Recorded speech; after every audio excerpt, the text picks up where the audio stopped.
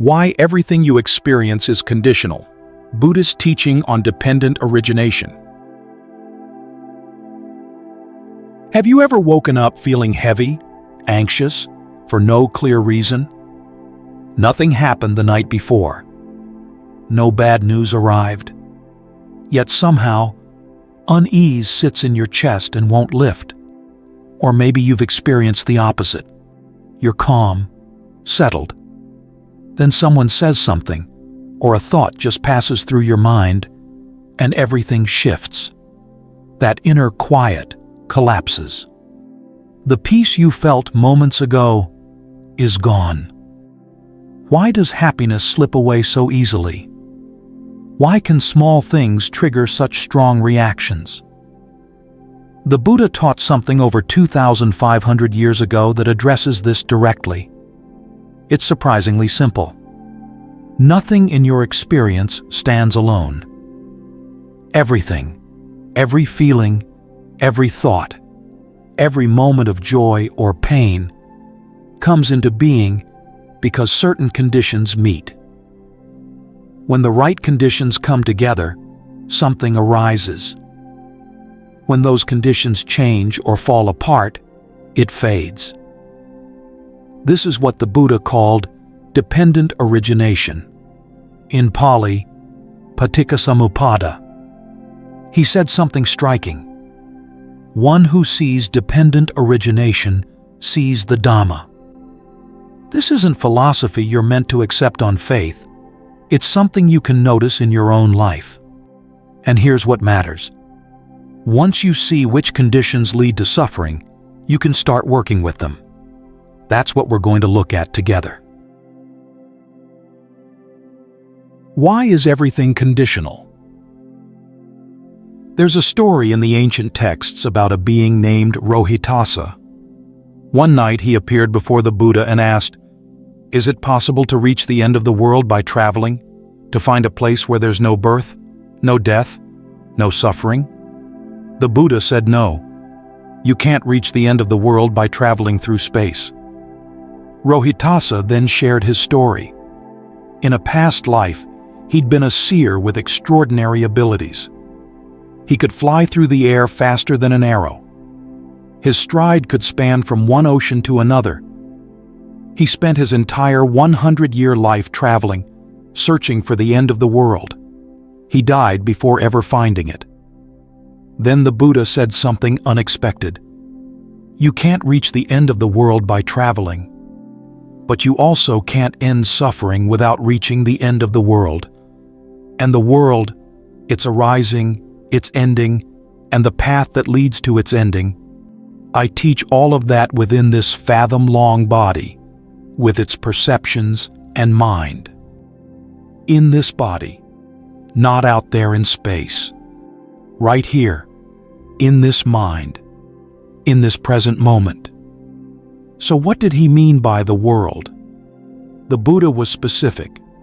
He said, the all consists of the eye and what it sees, the ear and what it hears, the nose and what it smells, the tongue and what it tastes, the body and what it touches, the mind and what it thinks.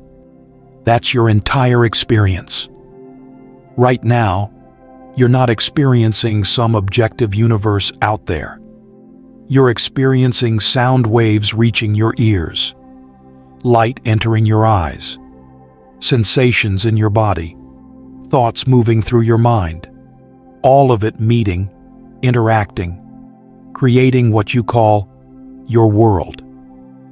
Here's a simple example. You see a flower. You probably think, that flower exists out there, separate from me. But what's actually happening? Light bounces off the petals, enters your eye, triggers activity in your nervous system, gets processed in your brain, compared with memories, labeled flower, and then feelings arise. Beautiful, red, I like this. It happens so quickly it feels instant, but you're experiencing a process, not a thing.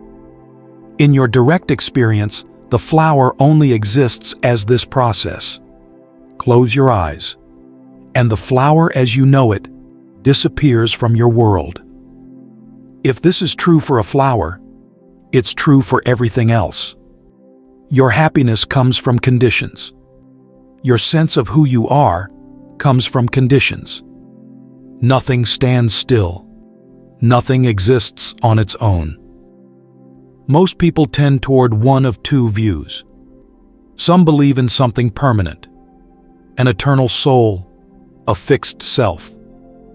Others swing the opposite way. Nothing really exists. Life has no meaning.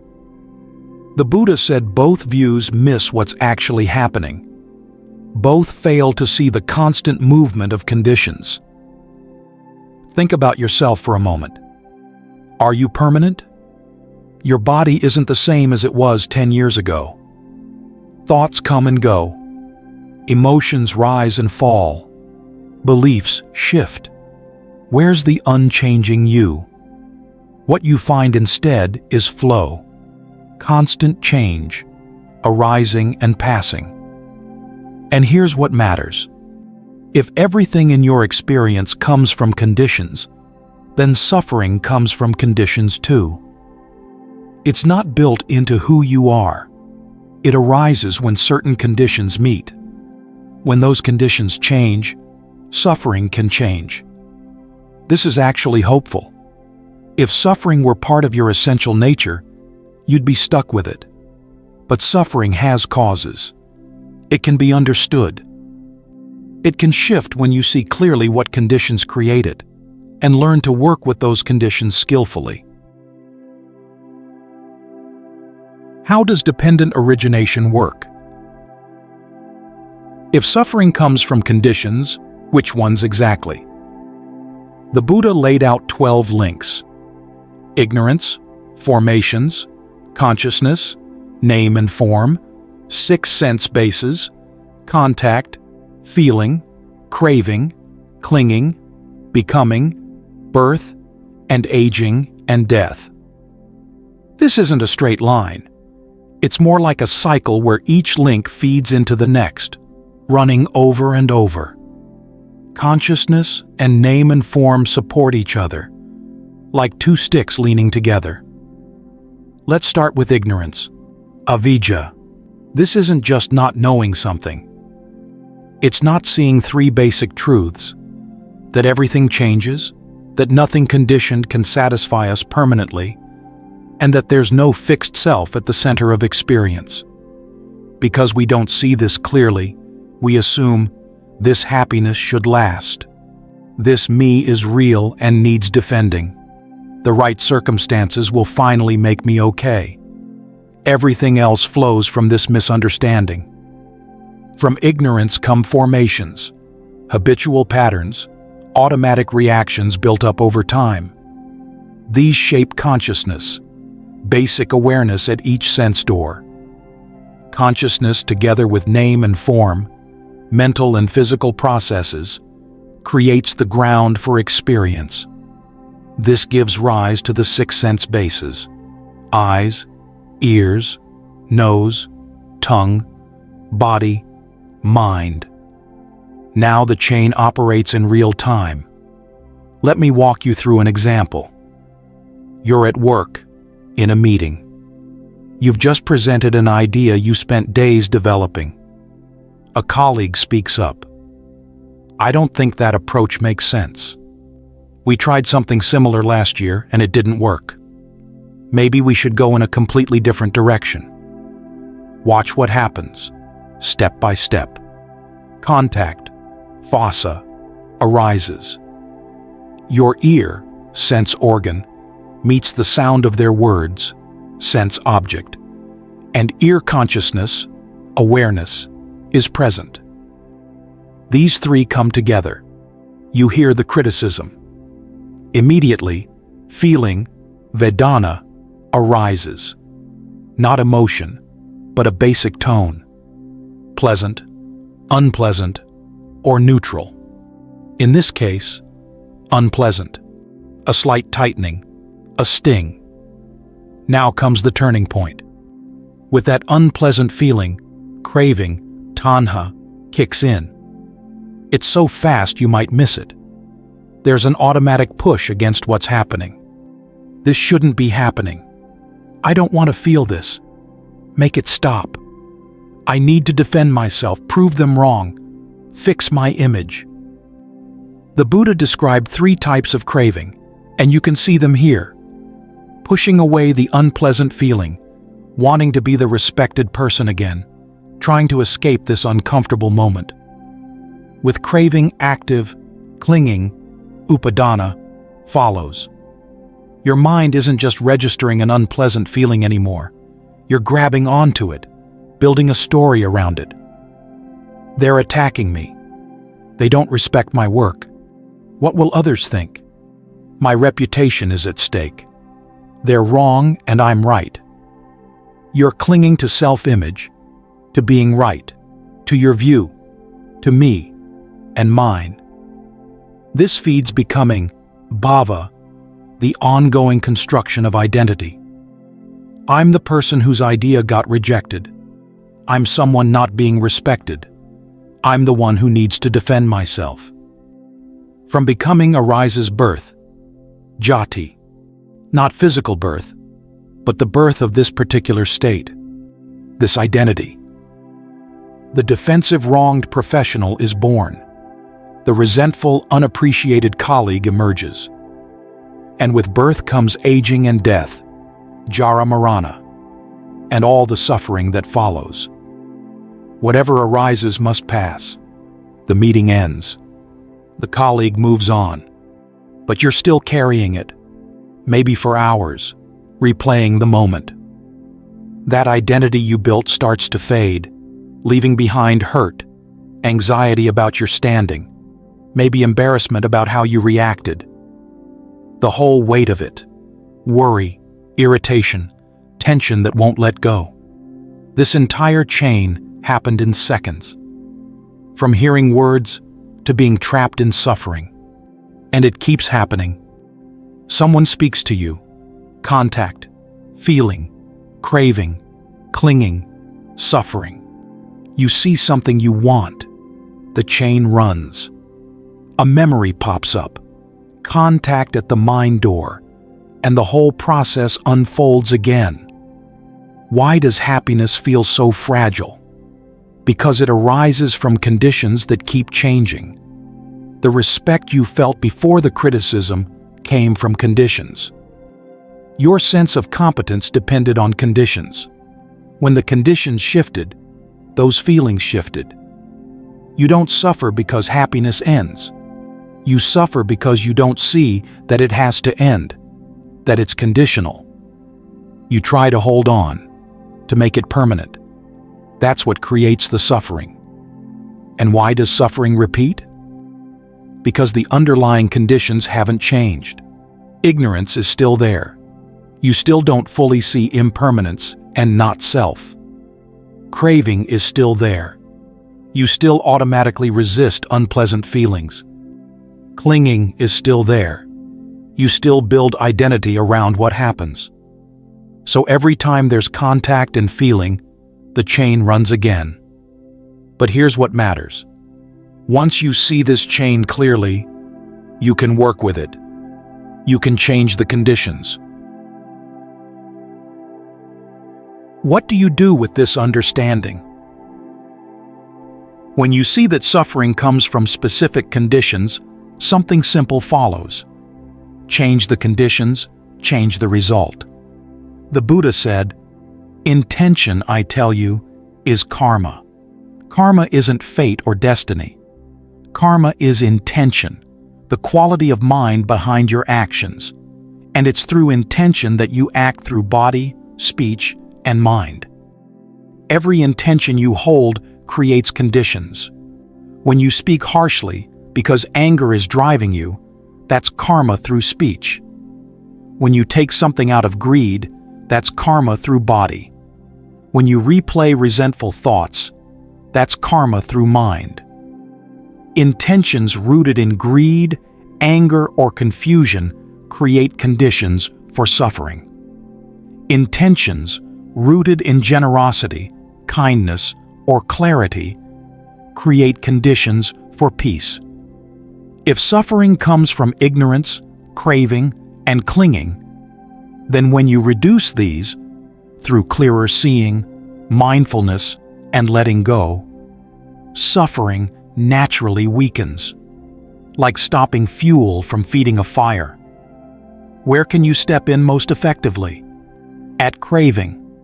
Ignorance and old patterns run deep. Contact and feeling happen automatically.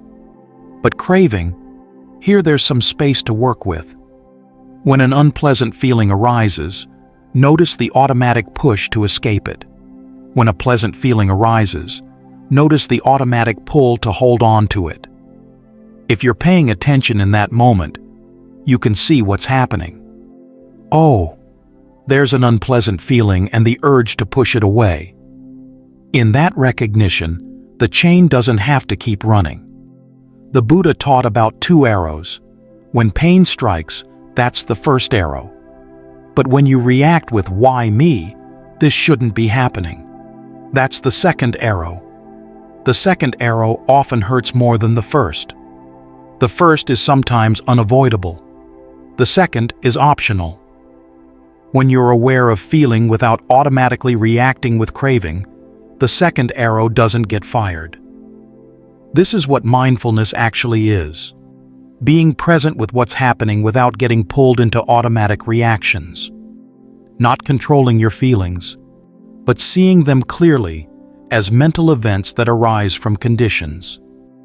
But these patterns of craving run deep. They don't dissolve just from understanding them intellectually.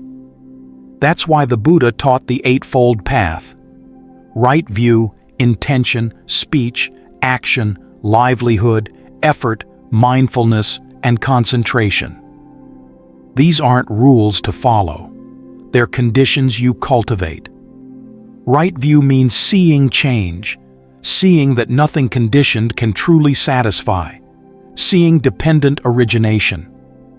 Right intention means cultivating thoughts of letting go, goodwill, and not harming. Right speech, action, and livelihood mean living without causing unnecessary harm. Right effort means encouraging wholesome states of mind. Right mindfulness means staying present with what's actually happening. Right concentration means developing mental stability. When you work with these, the old conditions that feed suffering naturally weaken. You're creating a different inner environment.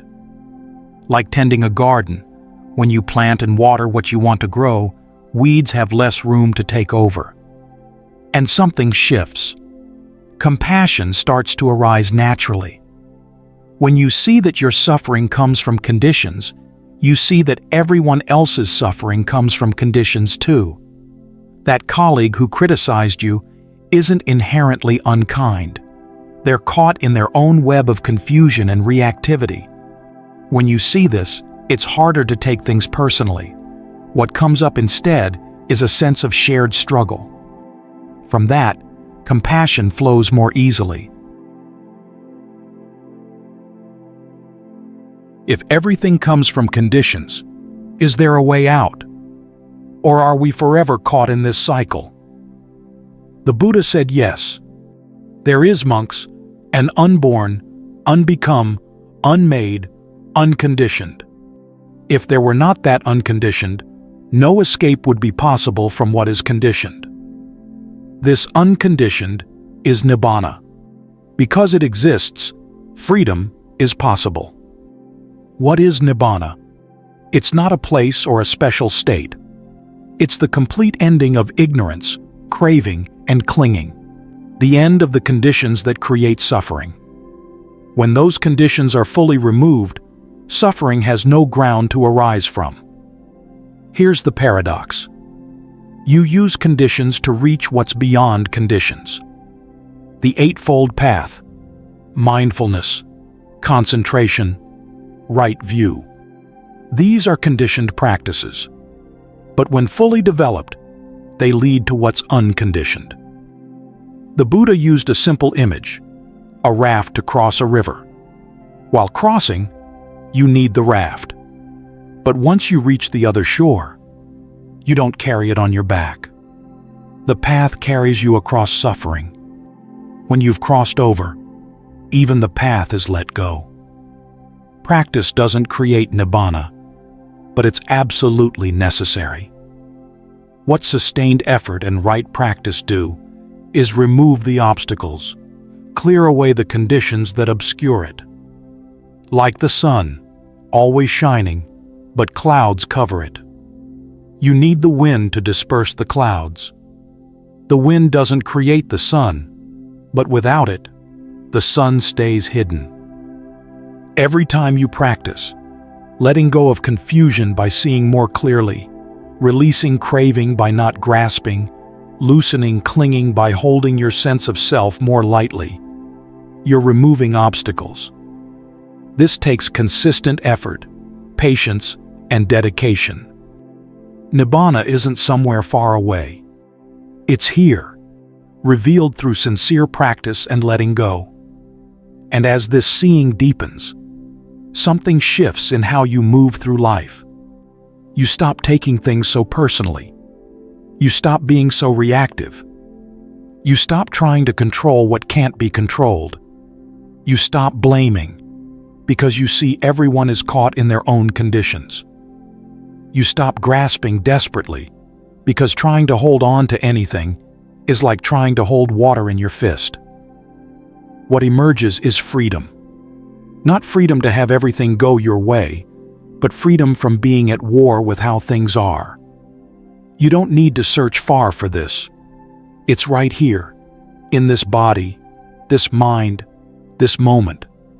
The world, how suffering arises, how it ends, and the path, all of it is here in your direct experience. When this is, that is.